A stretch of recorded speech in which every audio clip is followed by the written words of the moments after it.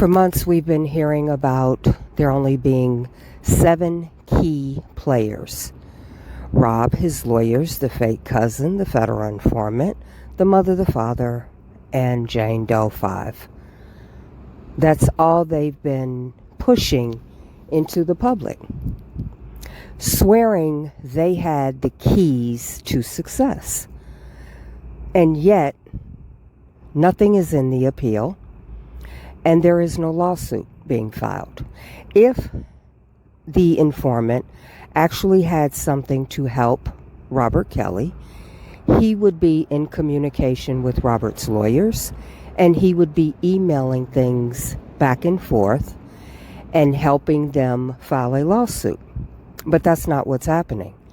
You hear Levi going on platform to platform to platform to paint a false narrative that they have some fantastic information that is going to help R. Kelly. Why are you putting it in the YouTube streets instead of giving it to the lawyers? Why haven't the lawyers filed a lawsuit? Why are you not emailing that information to the lawyers and remaining quiet about it? Because the agenda is not to help Rob. The agenda is to manipulate and mindfuck the fans and supporters to think Larry McGee has a conscience, is a changed man. He's helping R. Kelly so he can then go from platform to platform and start soliciting money for some great idea he has. That's the end game. Money. The man who, for 5 years, called R. Kelly a pedophile, a child rapist, who organized a criminal enterprise to attack everyone that was a supporter of R. Kelly, to make sure Robert had no support.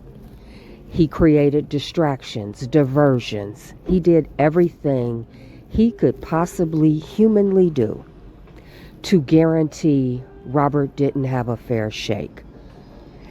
And he benefited from that. He presented Azriel to the courts, to the feds, and he got a departure in his sentencing for that. He thought he was going to also make money latching on to the Clarys, latching on to the Savages, latching on to Faith Rogers. Hell, he even latched on to Lisa Van Allen.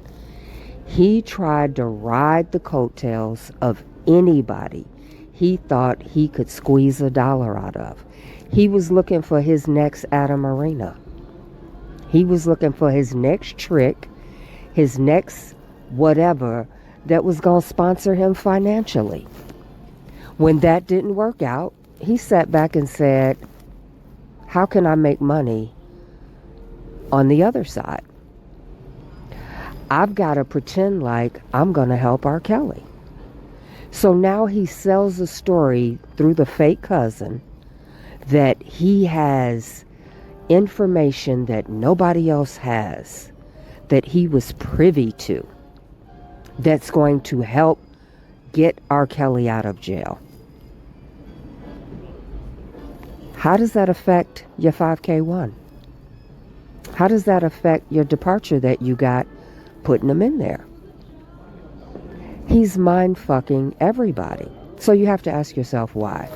What does he really have? He has absolutely nothing. Because Robert was charged with transporting a 17-year-old across state line. She was 17 when Cheryl Mack booked travel for her.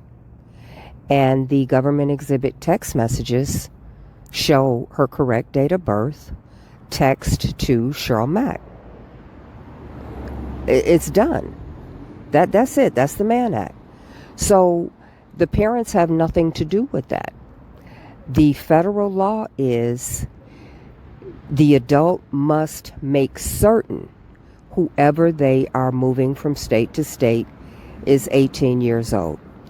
Robert assumed that because there was ID, because she said it, and he did ask several times, that she was in fact 18.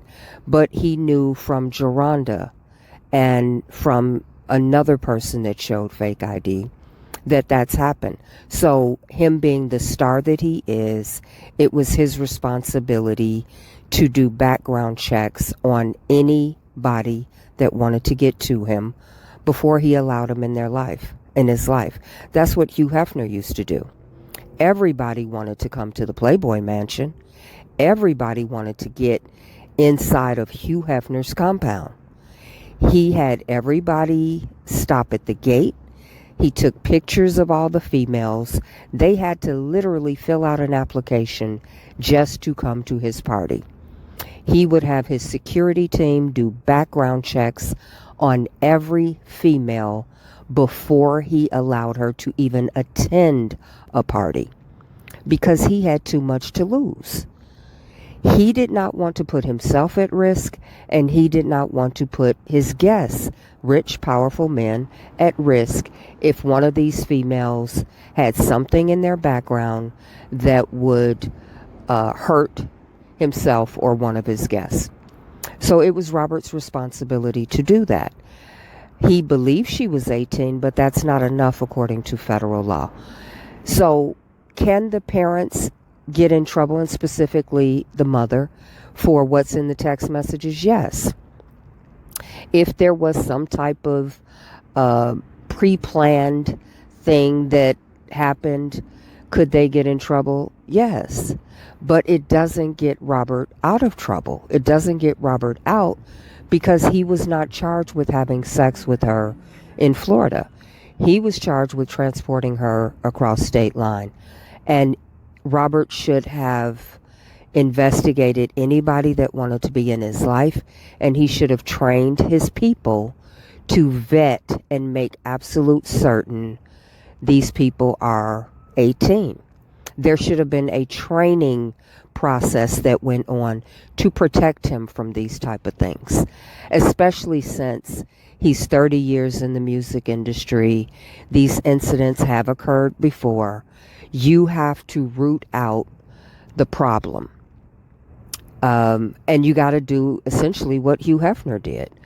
You have a security team, and their job, one of their jobs, it's not their sole job, but one of their jobs is everybody must go through a security check. We got to check backgrounds. We got to look at criminal history. We got to make sure that you are who you say you are, and you don't have anything in your background that would be a threat to the Playboy empire. Robert needed to adopt that same principle, but he didn't. And that is what he's paying the price for. So that's not something that McGee can help with.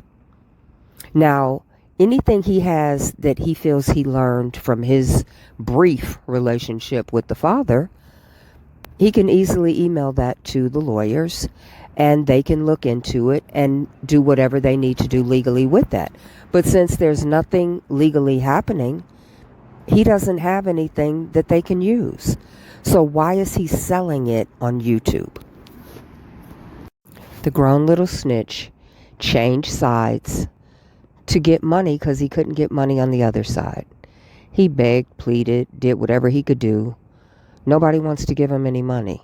So he's going to come over here and scam R. Kelly supporters. He's got people who claim they're for R. Kelly with platforms full of R. Kelly fans and supporters who are now saying, Larry McGee has a conscience. He is a changed man. Larry has a conscience. He's a changed man. We should be thanking Larry. Thank you, Larry. Thank you. Everybody give Larry a chance. So when you got dumbass people like Lady D promoting you to thousands of R. Kelly fans and supporters, of course you're going to pimp them. You got infamous scammer giving him access to more R. Kelly supporters claiming he's so sympathetic. So he's trying to come over to the supporter side and soften his image using people like Lady D and Sylvia and whoever else is now singing his tune. Levi's always been up his ass. So to everybody will then have him on their channels. He'll speak, but ultimately he'll move everybody to his platform, build his platform up, get money from YouTube, and get cash apps, and get everybody to join his criminal enterprise. He will run and control the R. Kelly sector, which is what he wants. He wants to be El Duce, or as Don Russell wanted to be, the head nigga in charge, the general. And he controls all the money. So he'll help other channels make some bread, but he'll get the majority of it. He wants to be the king of the R. Kelly sector. And the only way he can do it is he's got to pretend he's for the king. And he's using people like Lady D, Sylvia, and any other channel that is having him on their channel and is stupid enough to promote him and push his agenda into the R. Kelly supporters and fans.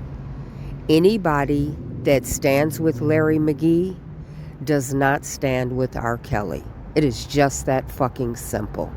There's no way you're aligned with a federal informant who got a departure on his sentencing for putting R. Kelly away, and you support R. Kelly.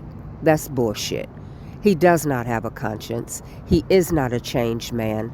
I don't thank him for shit, and nobody should thank him for shit. He is the devil.